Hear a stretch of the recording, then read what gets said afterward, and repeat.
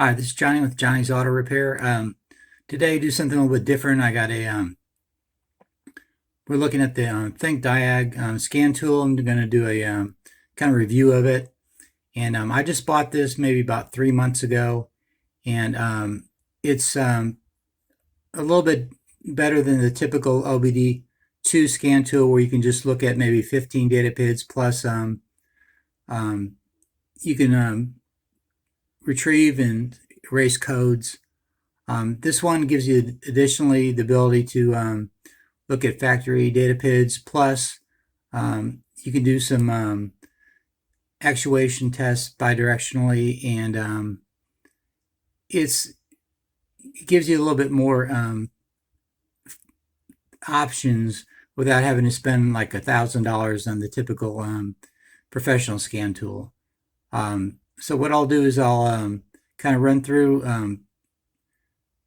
how the features on my car, and check it out on a 2005 Kia Optima, my daily driver. And it's just one option if you're thinking you're DIY or you're looking for something that's, I'll give you some more options, more diagnosis ability. Okay, kind of bear with me. I got a new camera. When you get the ThinkDiag, when it gets shipped to you, all it is a little dongle. You put it in the OBD2 port, and then you got to get on your phone, and you've got to download the software. And once you download the software, you have this ThinkDiag application on your phone. Okay, this is the main screen when you first bring it up, and you got on the top over here you got all systems diagnostic, and here you have OBD2. Most of the time I use the all systems, so that'll give you factory data PIDS. It'll give you you can read codes, erase codes, get a health report, actuation tests, and special functions. So we'll check this out on the car next. Okay, we got the OBD2 port. I got the ThinkDiag hooked in the OBD2 port there, and okay, the way it works here, I mean, you're going to run it off your phone. I don't know if I mentioned that before. Okay, that's the app that you're going to run, so click on that. Some of this takes a little while. You're going to have to be patient. Gotta wait until it fires up here. Okay, almost all the time I use the all systems diagnostic, so we're going to click that. It's going to try to find the VIN.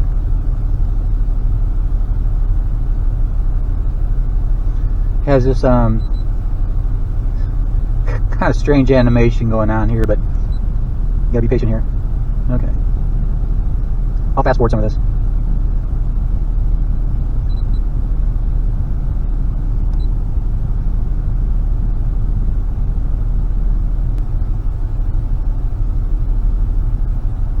Okay, communicating with the ECU. Okay, if you got a 16-pin or 20-pin connector, I think almost everyone has a 16, so I'll hit that one.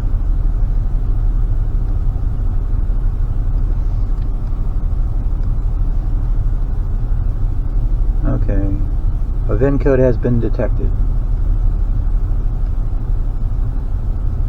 Okay, and this is the I got to pick one of these options for the type of car.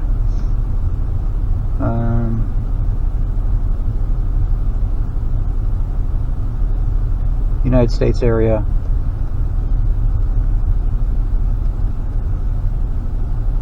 Okay, the first thing I usually do is a health report. It'll scan all the modules and figure out what codes we have. So I'll click on this and I'll be fast forwarding as I go on.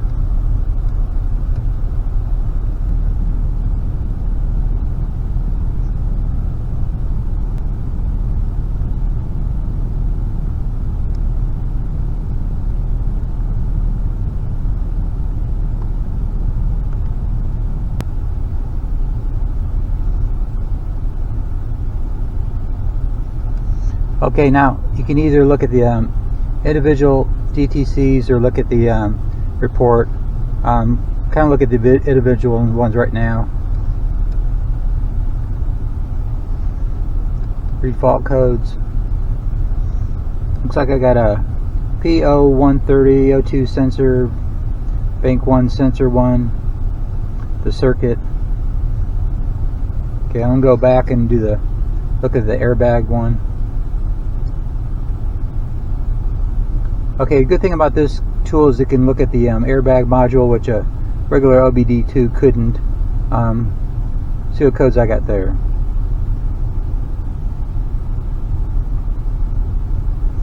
Read fault codes. Okay, I got a side airbag, front driver resistance too high, passenger presence detection defect, and then I got a side airbag, front passenger resistance too high.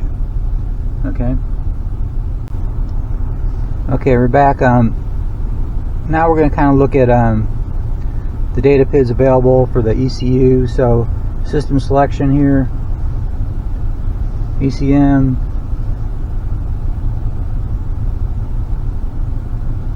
read data stream, select all. Okay, and we got the like AC data PIDS, and we got the throttle position,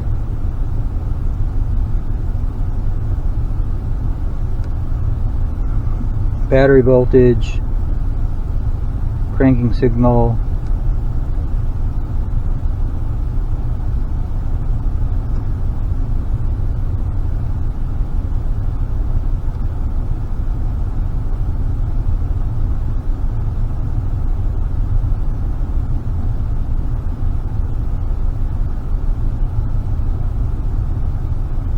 we got misfire counters. Yeah, I guess there's 5 different menus you can go through. Let's go look at something where you can graph it here. Let's look at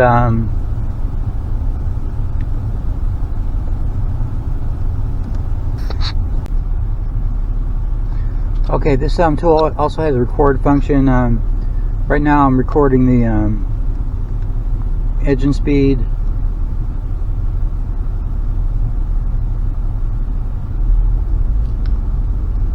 Okay, I'm going to stop recording.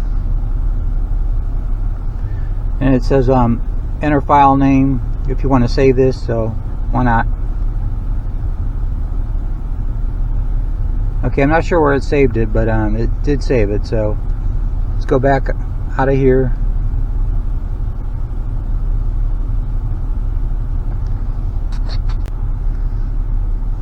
Okay, I'm going to go into special functions, hopefully.